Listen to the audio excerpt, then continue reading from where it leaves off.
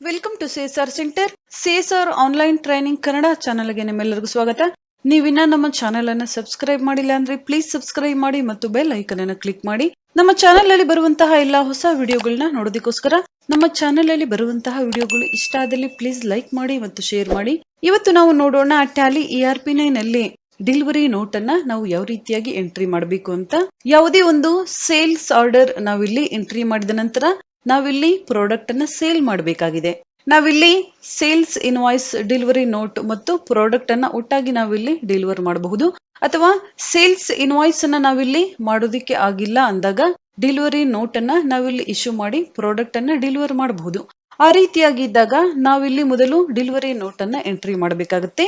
Delivery note ಅಥವಾ delivery receipt, delivery challan ನೀವಿಲ್ಲಿ ಏನಾದ್ರೂ ಕರಿಬಹುದು. ಡೆಲಿವರಿ ಚಲನ್ ಅನ್ನ ಯಾವ ರೀತಿಯಾಗಿ ಎಂಟ್ರಿ ಮಾಡೋದು ಅಂತ ನೋಡೋಣ. Get way of Tally accounting voucher option ಮೇಲೆ ನಾವಿಲ್ಲಿ ಕ್ಲಿಕ್ ಮಾಡಬೇಕಾಗುತ್ತೆ. ಡೆಲಿವರಿ ನೋಟ್ ನಾವಿಲ್ಲಿ ವೋಚರ್ ಅನ್ನ ಸೆಲೆಕ್ಟ್ ಮಾಡ್ಕೋಬೇಕು ಅಂದಾಗ Alt F8 short cut key ನಾವಿಲ್ಲಿ ಯೂಸ್ ಮಾಡಬೇಕಾಗುತ್ತೆ. ಡೆಲಿವರಿ ನೋಟ್ ಅಂದಾಗ ಡೆಲಿವರಿ ನೋಟ್ ನಂಬರ್ ನಾವಿಲ್ಲಿ ಎಂಟ್ರಿ ಮಾಡಬೇಕಾಗುತ್ತೆ. CSR 0234 ನಾನಿಲ್ಲಿ ಡೆಲಿವರಿ ನೋಟ್ ನಂಬರ್ ಅನ್ನ ಎಂಟ್ರಿ ಮಾಡ್ತಾ ಇದ್ದೀನಿ. ಎಂಟರ್ ನಾವಿಲ್ಲಿ ಕೊಡೋಣ. ಕಾಸ್ಟ್ ಸೆಂಟರ್ ಕ್ಲಾಸಸ್ ನೀವಿಲ್ಲಿ ಸೆಲೆಕ್ಟ್ ಮಾಡ್ಕೋಬಹುದು. ನಿಮ್ಮ ಕಂಪನಿಯಲ್ಲಿ ವರ್ಕ್ ಮಾಡ್ತಾ ಇದ್ದಾಗ, ಇಲ್ಲಾಂದ್ರೆ not applicable. Party account name, ಯಾರಿಗೆ ನಾವಿಲ್ಲಿ ಸೇಲ್ ಅನ್ನ ಮಾಡ್ತಾ ಇದೀವಿ, ರಾಮು ಕಂಪ್ಯೂಟರ್ಸ್ ನಾವಿಲ್ಲಿ ಸೆಲೆಕ್ಟ್ ಮಾಡ್ಕೋಬೇಕಾಗುತ್ತೆ. ಸೇಲ್ಸ್ ಆರ್ಡರ್ ನಂಬರ್ ನಾವಿಲ್ಲಿ ಸೆಲೆಕ್ಟ್ ಮಾಡೋಣ. ಎಂಟರ್ ನಾವಿಲ್ಲಿ ಕೊಡೋಣ. ಕೆಲವೊಂದು ಡೀಟೇಲ್ಸ್ ಇಲ್ಲಿ ಆಟೋಮೆಟಿಕ್ ಆಗಿ ಫಿಲ್ ಆಗ್ತಾ ಇದೆ, ಯಾಕಂದ್ರೆ ನಾವು ಸೇಲ್ಸ್ ಆರ್ಡರ್ ಅನ್ನ ಎಂಟ್ರಿ ಮಾಡಿದೀವಿ ಅದಕ್ಕೋಸ್ಕರ.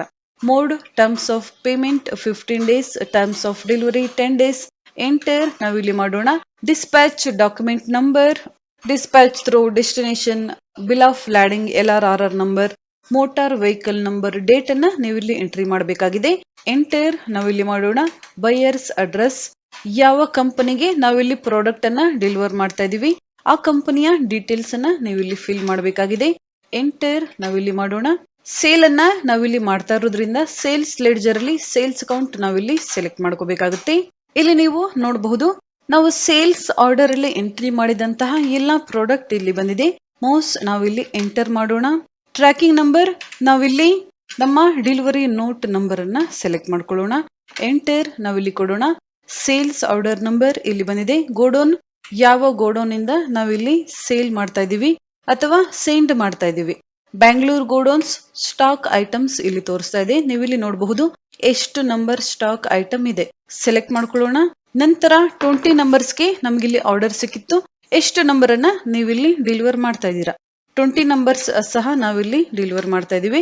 ನಾನಿಲ್ಲಿ ಯಾವುದೇ ಚೇಂಜಸ್ ಅನ್ನ ಮಾಡ್ತಾ ಇಲ್ಲ. ರೇಟ್ ಪರ್ ಯೂನಿಟ್ ನಾವಿಲ್ಲಿ ಡೆಲಿವರಿ ನೋಟ್ ಅನ್ನ ಎಂಟ್ರಿ ಮಾಡ್ತಾ ಇರೋದ್ರಿಂದ ನಾನಿಲ್ಲಿ ಯಾವುದೇ ಪ್ರೈಸ್ ಅಥವಾ GST ಟ್ಯಾಕ್ಸ್ ಅನ್ನ ನಾನಿಲ್ಲಿ ಎಂಟ್ರಿ ಮಾಡ್ತಾ ಇಲ್ಲ. ಎಂಟರ್ ಮಾಡೋಣ. ಯಾವುದೇ ಡಿಸ್ಕೌಂಟ್ ಸಹ ನಾವಿಲ್ಲಿ ಕೊಡ್ತಾ ಇಲ್ಲ.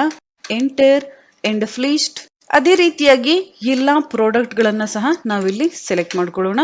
ಯಾವ ಗೋಡೌನ್ ಇಂದ ನಾವಿಲ್ಲಿ ಸೆಂಡ್ ಮಾಡ್ತಾ ಇದೀವಿ. ಸೆಲೆಕ್ಟ್ ಎಷ್ಟು ನಂಬರ್ ನಾವಿಲ್ಲಿ ಡೆಲಿವರ್ ಮಾಡ್ತಾ ಇದೀವಿ. ಎಂಡ್ ಫ್ಲೀಸ್ಟ್. LG monitor, delivery note number, sales order number, Bangalore godown ಇಂದ ನಾವಿಲ್ಲಿ ಸೇಲ್ ಅನ್ನು ಮಾಡ್ತಾ ಇದೀವಿ. 20 ನಂಬರ್ಸ್. ಎಂಡ್ ಫ್ಲೀಸ್ಟ್. Dell laptop, delivery note number, purchase order number, Bangalore godown ನಲ್ಲಿ 25 ನಂಬರ್ಸ್ ಲ್ಯಾಪ್ಟಾಪ್ ಇದೆ. ನಾವಿಲ್ಲಿ 20 ನಂಬರ್ಸ್ ಅನ್ನ ಡೆಲಿವರ್ ಮಾಡ್ತಾ ಇದೀವಿ. ಎಂಟರ್ ಎಂಡ್ ಫ್ಲೀಸ್ಟ್. ಹಾರ್ಡ್ ಡಿಸ್ಕ್, ಬ್ಯಾಂಗ್ಳೂರ್ ಗೋಡೌನ್ ನಲ್ಲಿ 20 ನಂಬರ್ಸ್ ಹಾರ್ಡ್ ಡಿಸ್ಕ್ ಇದೆ. ನಾವಿಲ್ಲಿ 15 ನಂಬರ್ಸ್ ಅನ್ನ ಸೇಲ್ ಮಾಡ್ತಾ ಇದೀವಿ. ಎಂಡ್ ಫ್ಲೀಸ್ಟ್. ನರೇಶನ್ ನೀವಿಲ್ಲಿ ಬರಿಬಹುದು. ಯಾವ ಪ್ರಾಡಕ್ಟ್ ಅನ್ನ ನಾವಿಲ್ಲಿ ಎಷ್ಟು ನಂಬರ್ಸ್ ಸೆಂಡ್ ಮಾಡ್ತಾ ಇದೀವಿ ಈ ರೀತಿಯಾಗಿ, ಅಥವಾ ಎಷ್ಟು ದಿನದ ಒಳಗಡೆ ನಾವಿಲ್ಲಿ ಪ್ರಾಡಕ್ಟ್ ಅನ್ನ ಡೆಲಿವರ್ ಮಾಡಬೇಕಾಗಿತ್ತು ಮತ್ತು ಎಷ್ಟು ದಿನದ ಒಳಗಡೆ ನಾವಿಲ್ಲಿ ಪ್ರಾಡಕ್ಟ್ ಅನ್ನ ಡೆಲಿವರ್ ಮಾಡ್ತಾ ಇದೀವಿ ಗೂಡ್ಸ್ ಅನ್ನ. ಈ ರೀತಿಯಾದ ಕೆಲವೊಂದು ಡೀಟೇಲ್ಸ್ ಅನ್ನ ನೀವಿಲ್ಲಿ ಬರೀಬಹುದು. ಎಂಟರ್ ನಾವಿಲ್ಲಿ ಮಾಡೋಣ.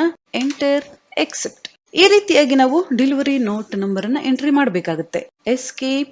ಡಿಸ್ಪ್ಲೇ ಆಪ್ಷನ್ ಮೇಲೆ ನಾವಿಲ್ಲಿ ಕ್ಲಿಕ್ ಮಾಡೋಣ. Day book, delivery note first option ಮೇಲೆ ನಾವಿಲ್ಲಿ ಕ್ಲಿಕ್ ಮಾಡಬೇಕಾಗುತ್ತೆ.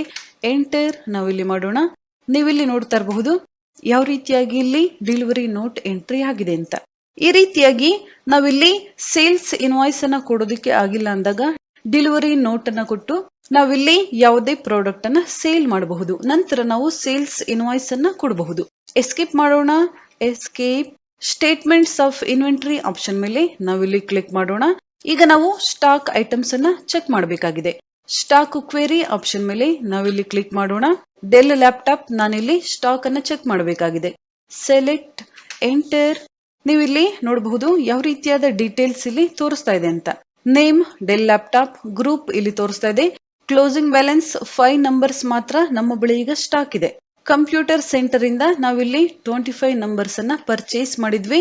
12,000 ಪರ್ ಲ್ಯಾಪ್ಟಾಪ್ ನಾವಿಲ್ಲಿ ಪೇ ಮಾಡಿದ್ವಿ. ಯಾವ ಯಾವ ಪ್ರಾಡಕ್ಟ್ ಅನ್ನ ನಾವಿಲ್ಲಿ ಪರ್ಚೇಸ್ ಮಾಡಿದ್ವಿ ಇಲ್ಲಿ ಡೀಟೇಲ್ಸ್ ಆಗಿ ತೋರಿಸ್ತಾ ಇದೆ. ನೀವು ಇಲ್ಲಿ ನೋಡಬಹುದು ಕ್ಲೋಸಿಂಗ್ ಬ್ಯಾಲೆನ್ಸ್ ಗೋಡೌನ್ಸ್ ಇಲ್ಲಿ 5 ನಂಬರ್ಸ್ ಮಾತ್ರ ಇದೆ. ಈ ರೀತಿಯಾಗಿ ನಾವು ಪ್ರಾಡಕ್ಟ್ ಅನ್ನ ಡೆಲಿವರ್ ಮಾಡಿದ ನಂತರ ಸ್ಟಾಕ್ ಐಟಮ್ ಅಲ್ಲಿ ನಾವಿಲ್ಲಿ ಚೆಕ್ ಸಹ ಮಾಡ್ಕೋಬಹುದು. ನೀವಿಲ್ಲಿ ನೋಡಬಹುದು ಆ ಡಿಸ್ಕ್ ಇಲ್ಲಿ 5 ನಂಬರ್ಸ್ ಮಾತ್ರ ತೋರಿಸ್ತಾ ಇದೆ. ಕ್ಲೋಸಿಂಗ್ ಬ್ಯಾಲೆನ್ಸ್ ಎಸ್ಕೇಪ್ ನಾವಿಲ್ಲಿ ಮಾಡೋಣ. ನಂತರ ಸೇಲ್ಸ್ ಆರ್ಡರ್ ಔಟ್ಸ್ಟ್ಯಾಂಡಿಂಗ್ ಆಪ್ಷನ್ ಮೇಲೆ ನಾವಿಲ್ಲಿ ಕ್ಲಿಕ್ ಮಾಡೋಣ. All orders. ನೀವಿಲ್ಲಿ ನೋಡಬಹುದು ಯಾವುದೇ ಆರ್ಡರ್ಸ್ ಇಲ್ಲಿ ಪೆಂಡಿಂಗ್ ಇಲ್ಲ. ಯಾಕಂದ್ರೆ ಸೇಲ್ಸ್ ಆರ್ಡರ್ ಅನ್ನ ನಾವಿಲ್ಲಿ ಕಂಪ್ಲೀಟ್ ಮಾಡಿ ಆಗಿದೆ. ಎಷ್ಟು ಪ್ರಾಡಕ್ಟ್ ಗೆ ನಮ್ಗಿಲ್ಲಿ ಸೇಲ್ಸ್ ಆರ್ಡರ್ ಸಿಕ್ಕಿತ್ತು ಎಲ್ಲಾ ಪ್ರಾಡಕ್ಟ್ ಅನ್ನ ನಾವೀಗ ಡೆಲಿವರ್ ಮಾಡಿ ಆಗಿದೆ. ಡೆಲಿವರಿ ನೋಟ್ ಅನ್ನ ನಾವಿಲ್ಲಿ ಎಂಟ್ರಿ ಮಾಡಿದೀವಿ. ಅದಕ್ಕೋಸ್ಕರ ಆರ್ಡರ್ ಡೀಟೇಲ್ಸ್ ಅಲ್ಲಿ ಸೇಲ್ಸ್ ಆರ್ಡರ್ ಇಲ್ಲಿ ಯಾವುದೇ ಆರ್ಡರ್ ಬ್ಯಾಲೆನ್ಸ್ ಇಲ್ಲ ನಮ್ಗೆ ಇಲ್ಲಿ ತೋರಿಸ್ತಾ ಇದೆ.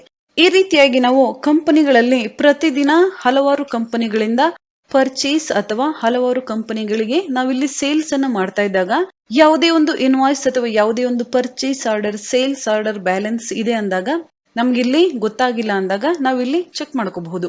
ಎಷ್ಟು ಸೇಲ್ಸ್ ಆರ್ಡರ್ ಬ್ಯಾಲೆನ್ಸ್ ಇದೆ ಅಥವಾ ಎಷ್ಟು ಪ್ರಾಡಕ್ಟ್ ಇಲ್ಲಿ ರಿಜೆಕ್ಟ್ ಆಗಿದೆ, ಎಷ್ಟು ಪ್ರಾಡಕ್ಟ್ ಅನ್ನ ಯಾವ ಕಂಪನಿಗೆ ಮತ್ತೆ ನಾವಿಲ್ಲಿ ರೀಪ್ಲೇಸ್ ಮಾಡಬೇಕಾಗಿದೆ. ಈ ರೀತಿಯಾದ ಡೀಟೇಲ್ಸ್ ಅನ್ನ ನಾವಿಲ್ಲಿಂದ ಚೆಕ್ ಮಾಡ್ಕೋಬೇಕಾಗುತ್ತೆ. ನೆಕ್ಸ್ಟ್ ಕ್ಲಾಸ್ ಅಲ್ಲಿ ನೋಡೋಣ ಸೇಲ್ಸ್ ರಿಟರ್ನ್ ಎಂಟ್ರಿಯನ್ನ ಯಾವ ರೀತಿಯಾಗಿ ನಾವು ಮಾಡೋದು ಅಂತ. ಈಗ ನಾವು ಡೆಲಿವರಿ ನೋಟ್ ಅನ್ನ ಎಂಟ್ರಿ ಮಾಡಿದ್ದೀವಿ. ಗೂಡ್ಸ್ ಅನ್ನ ನಾವೀಗ ಸೇಲ್ ಮಾಡಿ ಆಗಿದೆ. ನಾವಿನ್ನು ಇನ್ವಾಯ್ಸ್ ಅನ್ನ ಕೊಟ್ಟಿಲ್ಲ. ಅದಕ್ಕೂ ಮುಂಚೆನೆ ಸೇಲ್ಸ್ ರಿಟರ್ನ್ ಆಗ್ತಾ ಇದೆ.